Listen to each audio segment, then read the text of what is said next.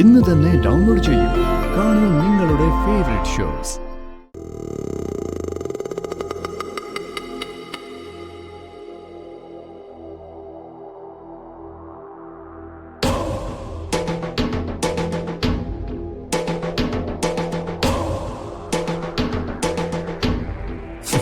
ഇതെന്തോന്ന് താലപ്പൊലിയോ? ഇവരുടെ ഓരോ ഉടായിപ്പോളെ.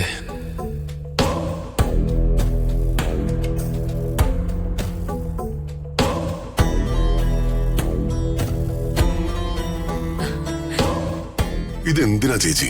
ഞാൻ പുറത്തേക്ക് പോകുമ്പോ ഈ ആരതി എപ്പോഴും ആരതി ഒഴിഞ്ഞൂടെ ഞാൻ എന്താ മഹാരാജാവോ? എന്താ സംശയം? നീ ഒരു മഹാരാജാവ് തന്നെയാ പ്രതാപ.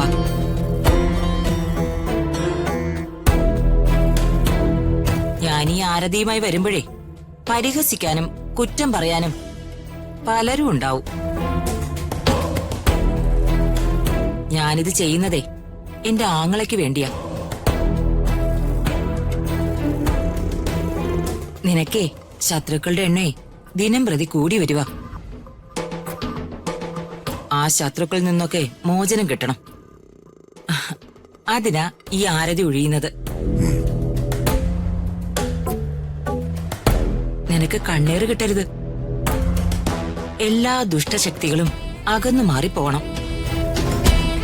അതിനാ അഗ്നിദേവനെ സാക്ഷി നിർത്തിയുള്ള ഈ ആരതി ഒഴിയൽ.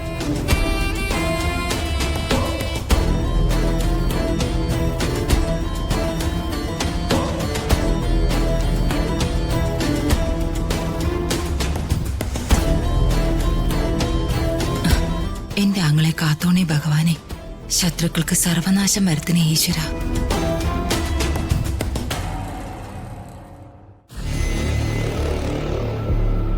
ഇവനൊരു രോഗിയായി തകർന്നു വീഴണേ. നിന്റെ സർവ സ്വത്തുക്കളും കൈക്കലാക്കി നിന്നെ ഞാൻ തെരുവിലിറക്കൂടാ. നീ എന്നും എന്റെ ശത്രുവാടാ, ദ്രോഹി.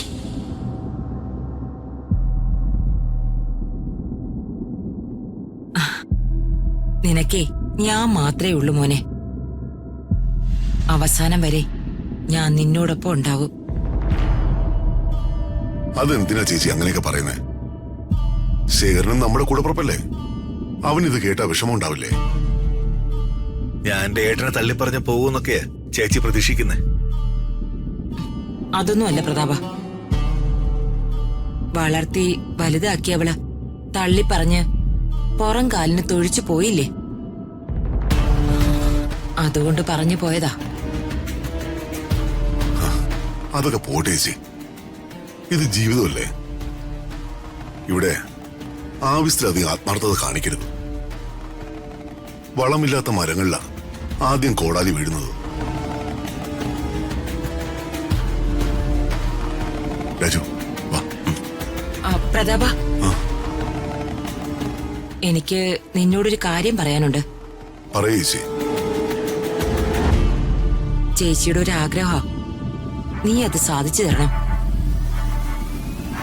എന്തോ കാര്യസാധ്യത്തിന് വേണ്ടിയാ ഇവർ ഈ തരികിടകളൊക്കെ കാട്ടിക്കൂട്ടുന്നത്. ചേച്ചിയുടെ ആഗ്രഹം അത് പറയൂ.